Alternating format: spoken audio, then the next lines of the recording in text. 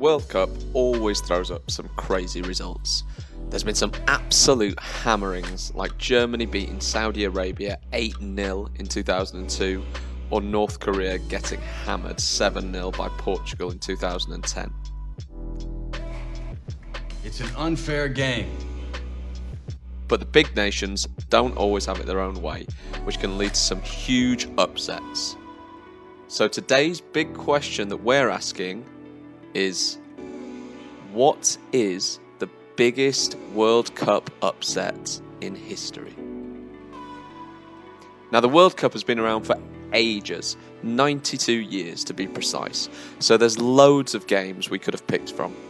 We've narrowed it down to our top 5, and we're going to be counting down to our number 1 biggest World Cup upset at the end of this video. In at number 5, we have Germany versus Algeria in the group stage in 1982. The giant of world football, that is Germany.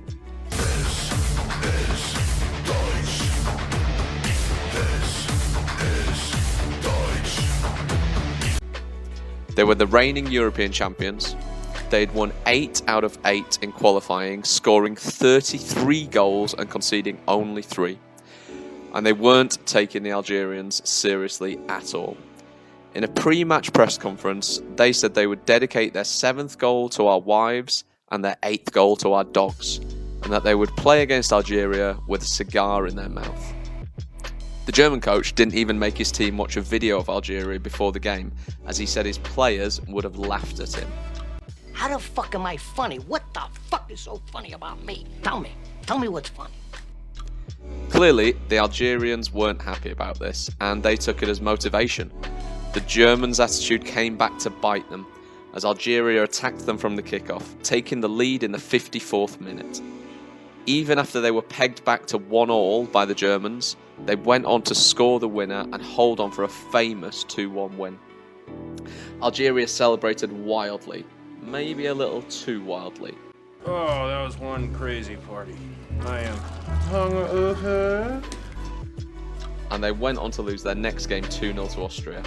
However, a win against Chile in their final group game left them on the verge of the knockout stages, a huge achievement. But there was massive controversy in the final game in the group. Germany and Austria would both go through if the score was either 1-0 or 2-0 to Germany.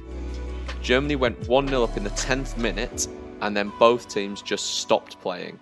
Like literally nothing. For the next 80 minutes, there wasn't a single shot, and there were barely any tackles or sprints in the whole game.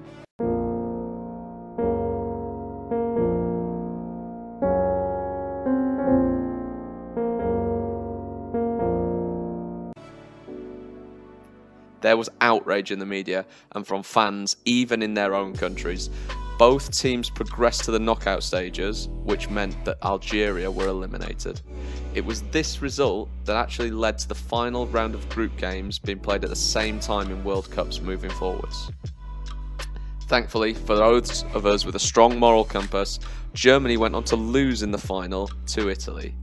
Calm as a bitch, guys. And you hate to see it. But more than that, you love to see it. In at number 4, we have France versus Senegal. It's the first game of the 2002 World Cup. France were reigning world and European champions. They had a team absolutely full of superstars.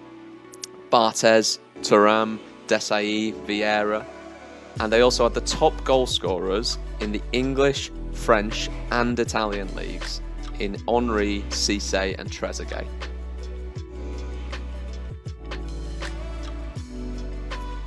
Meanwhile, Senegal were appearing in their first ever World Cup and were ranked over 40 places lower than France in the world rankings. A walk in the park for France, right? Wrong. Again, it's another example of a big team not taking a game seriously. France cancelled a training session on the match pitch the day before, as the coach said it was a waste of time. They spent more time with sponsors than focusing on football. They had expensive French wine shipped over to have with their dinners. And lots of wine, which we will drink together. And worst of all, the players that weren't due to be in the starting 11 partied at a hotel nightclub full of female dancers. When they needed to escape back to their rooms, they took a secret lift that was accessible from one of the karaoke booths. That's baby making music, that's what that is. And they were made to pay for it. An inspired El Hadj Diouf absolutely roasted the French defenders, delivering a ball into the middle for Papa Bouba Diop to tap home in the first half. The French couldn't recover and lost the game. They would go on to be knocked out at the group stage without scoring a single goal. Still, at least they enjoyed the wine. There's only one way to look after a bottle, and that's to empty it. Senegal amazingly made it all the way to the quarterfinals, eventually losing to Turkey, who finished third that year. In third place, we have Italy versus North Korea in the group stage in 1966. This is the oldest game in our top 5, and North Korea were competing in their first ever World Cup. They'd only actually qualified for the tournament because FIFA decided one spot would go to the winner of a joint playoff between the winner of the Asian zone and the 3 group winners from African qualification.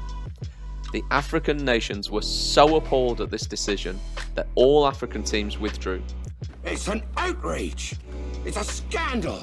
South Korea then also withdrew from qualifying because of a venue change, meaning North Korea only had to play Australia in a 2-legged playoff for a place in the World Cup. But mate, all I had was me jocks on. I was chasing him up the straight and I'm just like, mate.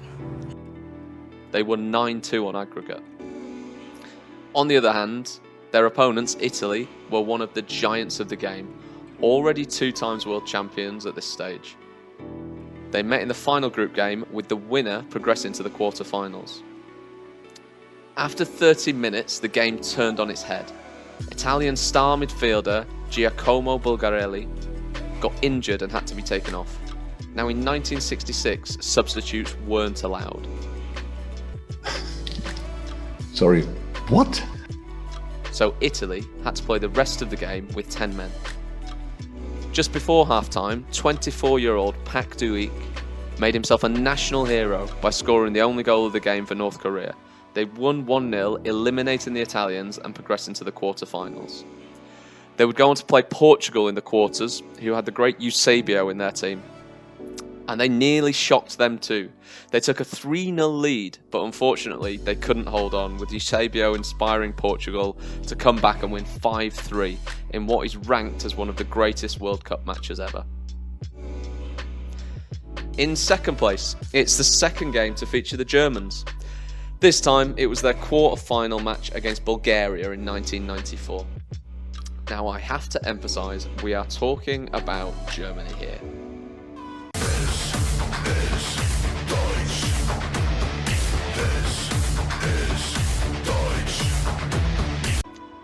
At this point in time, they were 3 times world champions, and they were the reigning world champions. They hadn't been knocked out of a World Cup before the semi-finals since 1962. That's 8 tournaments in a row that they'd reached the semi-finals. They were a winning machine. Bulgaria, on the other hand, had snuck into the World Cup by scoring an injury-time winner against France in qualifying, and in their 5 previous appearances at the World Cups, they had never gone beyond the round of 16. So, in this quarter-final, as predicted, the Germans took the lead. They went 1-0 up. However, this Bulgaria team had some real characters in it, and they didn't take this line down.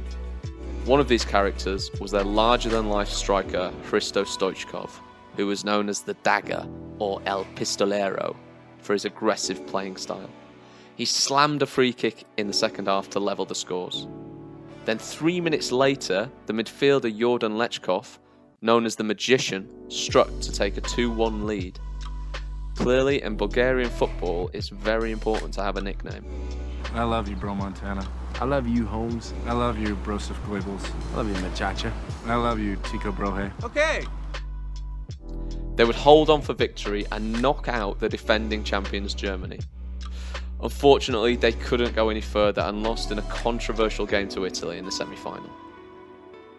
And finally, the biggest upset in World Cup history is the massacre of Mineiro.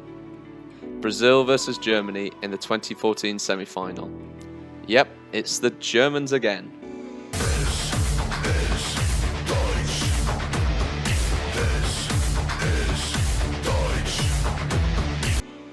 But this time, they weren't on the end of the upset, but producing one. Now, this is different to the other games on our list, as Germany beating Brazil isn't the biggest shock in football, but the manner of the defeat is what makes it such an upset. Brazil were the host nation and massive favourites to win their 6th World Cup title. This was the second time they'd hosted the tournament, with the first time in 1950 ending in despair as they lost out to Uruguay for the title. So, 64 years later, there was a lot of pressure and expectation on the team. They hadn't lost a competitive game on home soil for 39 years. That's a run of 62 matches without defeat, so Brazil were expected to deliver. But things didn't start well before the game. Their rock in the centre of defence, Thiago Silva, was suspended, and their talisman, Neymar, had been ruled out with injury. This seemed to really shake the Brazilians, and they had some weird ceremony before the game where they held up a Neymar shirt during the national anthems and the team photos like he died or something. I'm not dead! Yeah, he says he's not dead. Yes, he is. I'm not! He isn't? Well, he will be soon, he's very ill. They were almost overcome with emotion during the national anthem too.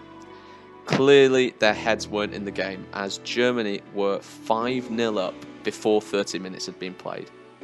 Yes, you heard me correctly, 5-0. They'd scored 4 goals in just under 7 minutes in that first half. The Brazilians crumbled quicker than Sepp Blatter's reputation after Qatar won the hosting rights for the World Cup.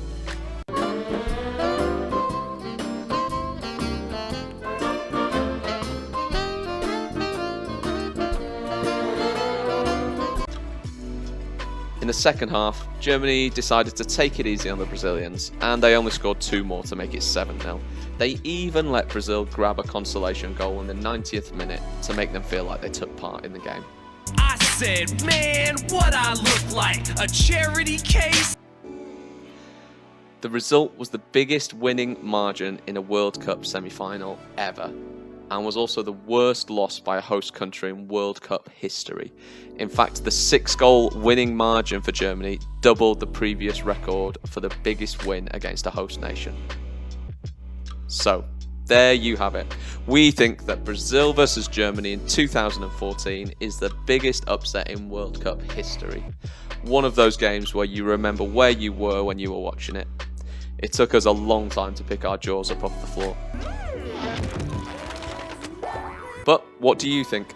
Are there any World Cup upsets that we've missed out? And what is your favourite ever upset at a World Cup? Let us know in the comments, and don't forget to like this video and subscribe to the channel as we answer more of football's big questions.